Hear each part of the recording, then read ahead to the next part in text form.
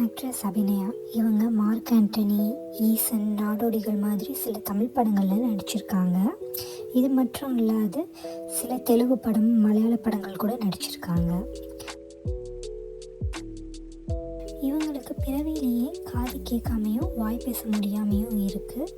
But இருந்தாலுமே இதையும் தாண்டி அவங்களுக்குன்னு தமிழ் சினிமாவில் ஒரு நல்ல இடத்த பிடிச்சிருக்காங்க.